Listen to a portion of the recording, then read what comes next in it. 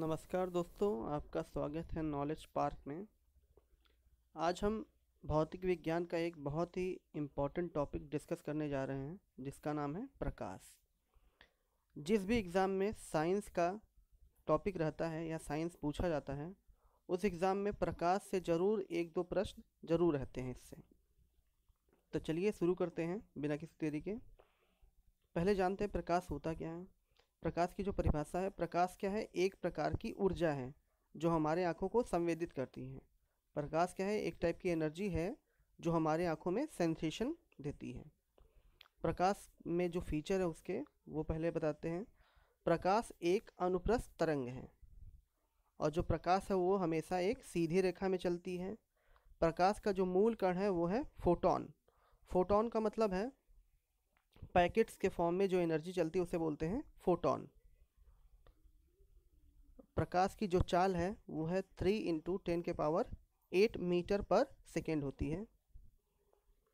आगे देखते हैं। ज़रा सोचिए दोस्तों, अगर प्रकाश नहीं है तो हमारी ज़िंदगी कैसी रहेगी? बिल्कुल हर तरफ अंधेरा।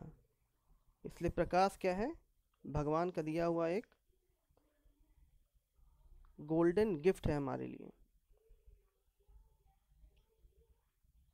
अगला टॉपिक है पूर्ण आंतरिक परावर्तन। पूर्ण आंतरिक परावर्तन क्या होता है? यह एक प्रकाशीय घटना है जिसमें प्रकाश की किरण किसी माध्यम के तल पर ऐसे कोण पर आपतित होती है कि उसका परावर्तन उसी माध्यम में हो जाता है। इसका मतलब ये हुआ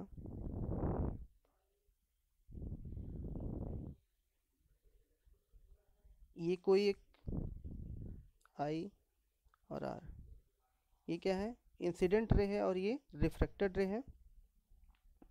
किसी ऐसे वस्तु पर गिरती है कि वो उसी माध्यम में वापस चली जाए, तो इसे क्या कहते हैं? पूर्ण आंतरिक परावर्तन। जैसे जो रात में जब हीरा चमकता है उसका कारण भी क्या है? पूर्ण आंतरिक परावर्तन।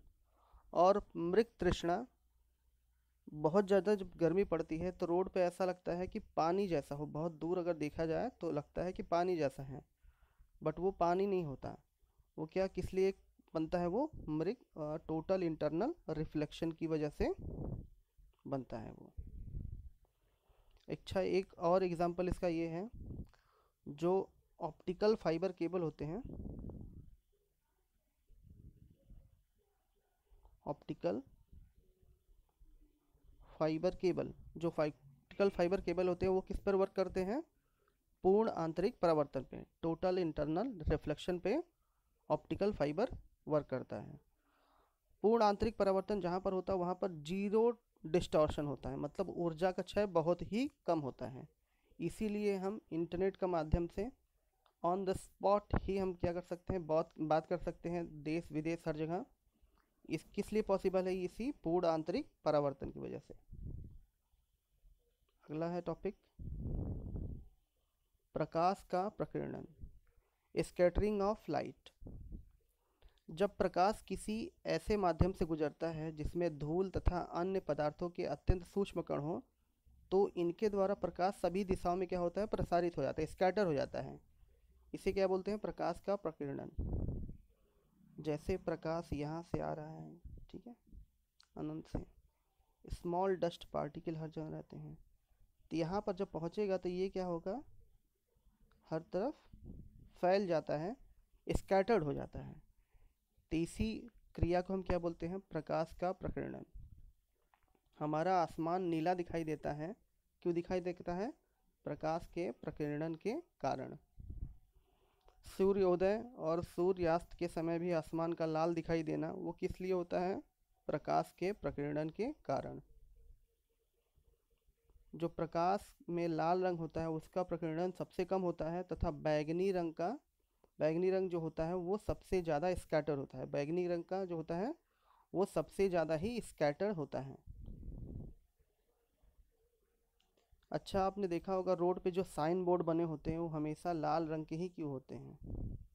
क्योंकि लाल रंग जो होता है वो सबसे कम स्कैटर्ड होता है, मतलब उस पर जब लाइट पड़ती है तो सारे कण क्या होते हैं? बिखर जाते हैं, सिवाय लाल के। इसलिए लाल हमें बहुत दूर से ही दिखाई देता है। आगे देखते हैं दोस्तों। प्रकाश का विक्षेपण, dispersion of light. Dispersion of light, जैसे अगर एक प्रिज्म है, यहाँ से एक वाइट लाइट आएगी तो क्या करेगी, वो 7 कलर में चेंज हो जाती है, विबग्योर में चेंज हो जाती है। तो इसी क्या बोलते हैं, प्रकाश का विक्षेपण। इंद्रधनुष का बनना भी किसका कारण है, प्रकाश का विक्षेपण जो होता है उसी के कारण इंद्रधनुष हमारा बनता है। यहाँ तक क्लियर हुआ। प्रकाश का जो ये क्वेश्चन पूछा जाता है एग्जाम में, इंद्रधनुष बनने का जो कारण है वो क्या है, तो वो है प्रकाश का विक्षेपण।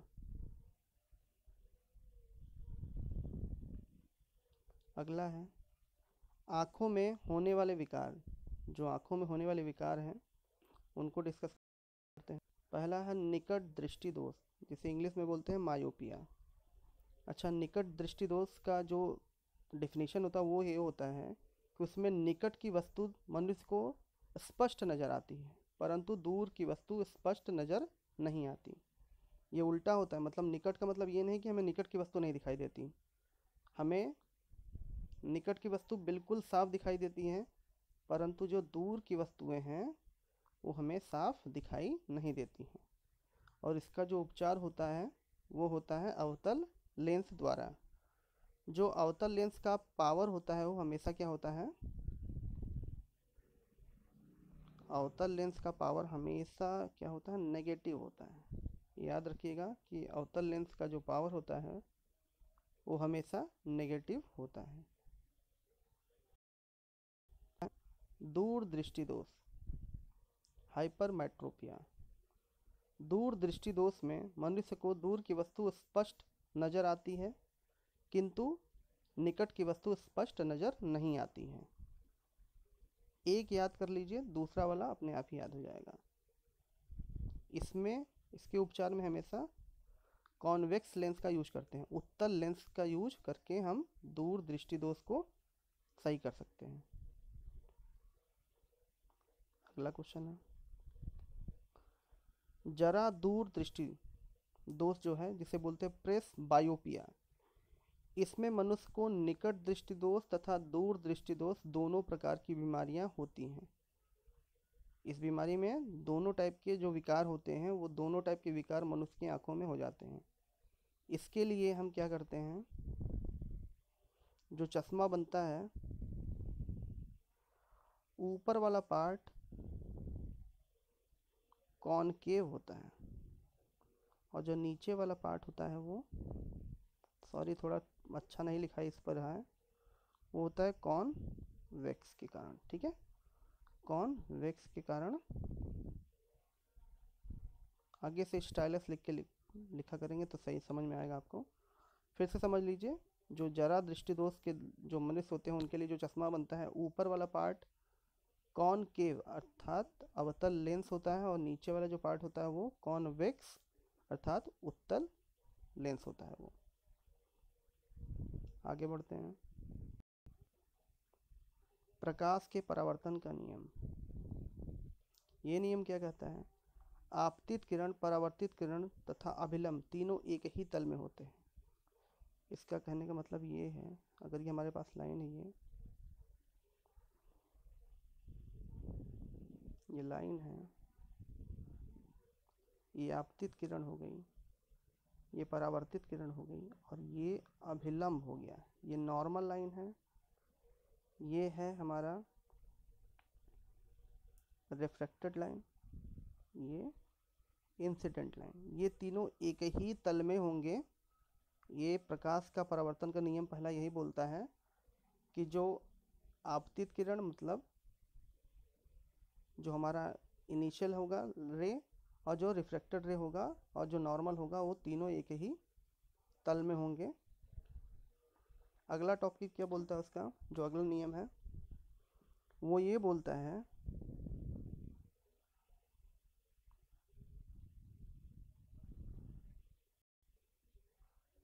कि जो हमारी इंसिडेंट रे होगी आई और आर, तो हमारा angle i equal to angle r आपतन कोण परावर्तन कोण के बराबर होता है। दूसरा नियम ये बोलता है कि जो आप ये क्या बोलते हैं आपतन कोण होगा और जो परावर्तन कोण होगा वो दोनों का मान क्या होगा, हमेशा बराबर। अगर ये 45 डिग्री पे आ रहा है तो ये भी 45 डिग्री से होकर ही जाएगा। अगर 30 डिग्री से होकर आ रहा है तो ये 30 डिग्री से होकर जाएगा। और हाँ, अगर बिल्कुल लंबवत आ रहा है तो वो बिल्कुल लंबवत ही वापस चला जाएगा। अगला है प्रकाश का अपवर्तन, रिफ्रैक्शन ऑफ लाइट। प्रकाश की किरण या तो अभिलंब की तरफ झुक जाती है या अभिलंब से दूर हट जाती है। इस प्रकाश की इस घटना को प्रकाश का अपवर्तन कहते हैं। ठीक है, तो इसमें क्या होगा,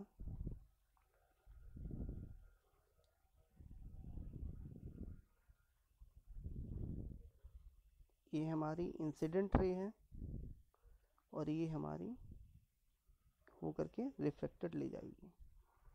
ये जब अभिलंब की तरफ झुक जाती है, ये अभिलंब है,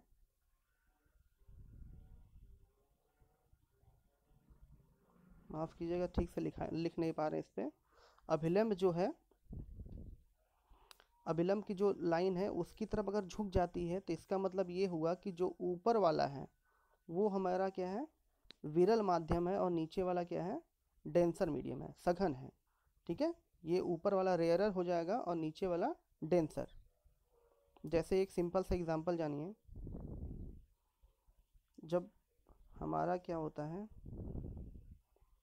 ये बाल्टी है, इसमें पानी पूरा भरा रहता है, तो जब हमारी कोई अगर यहाँ पर कॉइन है, अगर कोई सिक्का डाल रहे हैं तो वो हमें थोड़ा सा ऊपर दिखाई देता है। इसका भी कारण क्या है, प्रकाश का अपवर्तन ही है।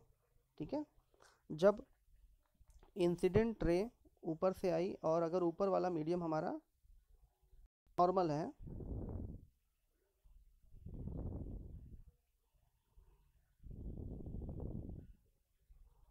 अगर दूर होकर जा रही है, अगर दूर हट रही है, तो ये नीचे वाला रेयरर होगा, ऊपर वाला डेंसर होगा। अगर जो इंसिडेंट रे आ गई और अभिलंब से दूर हट रही है, दूर हटने पर वो क्या कहलाएगी, नीचे वाला जो मीडियम होगा वो कहलाएगा रेयरर मीडियम। ठीक है, सघन माध्यम होगा, सॉरी रेयरर मीडियम मतलब हो गया जहाँ पर क्या बोलते हैं, घनत्व क्या हो, कम हो। अगला ये इसका, अच्छा हाँ यहाँ फिगर है, फिगर समझ लेते हैं। आपतित किरण आई है, ये क्या हो गई, अभिलंब के तरफ झुक गई, तो इसका मतलब ये हमारा क्या हो गया, डेंसर मीडियम, और ऊपर वाला क्या हो गया, रेयरर मीडियम। और इसका जस्ट उल्टा अगर ये दूर हट के जाती तो ये ऊपर वाला हमारा क्या हो जाता, डेंसर, और नीचे वाला हमारा रेयरर मीडियम हो जाता। रेयरर को विरल बोलते हैं। अपवर्तनांक, अपवर्तनांक ये कई बार एग्जाम में पूछा है, जल का और बर्फ का, हीरे का। अपवर्तनांक पहले जान लेते होता क्या है। अपवर्तनांक जो होता है, निर्वात में प्रकाश की चाल बटे माध्यम में प्रकाश की चाल। निर्वात में प्रकाश की चाल जो होती है, हमने बताया था अभी, 3 × 10⁸ मीटर पर सेकेंड, ये होती है निर्वात में प्रकाश की चाल। अपवर्तनांक बराबर होता है निर्वात में प्रकाश की चाल बटे में माध्यम में प्रकाश की चाल। कुछ महत्वपूर्ण पदार्थ के जो अपवर्तनांक है वो यहाँ पर लिख दिया हूँ मैं। जल का जो अपवर्तनांक है वो है 1.33, वायु का 1 होता है, बर्फ का 1.31, और जो सबसे ज़्यादा इम्पोर्टेंट है वो है हीरा। हीरे का होता है 2.42, और फ्लिंट कांच, इसका भी कई बार पूछा है, फ्लिंट कांच का होता है 1.65। और अपवर्तनांक की कोई भी यूनिट, कोई भी मात्रक नहीं होता है। इसका क्या होता है, कोई मात्रक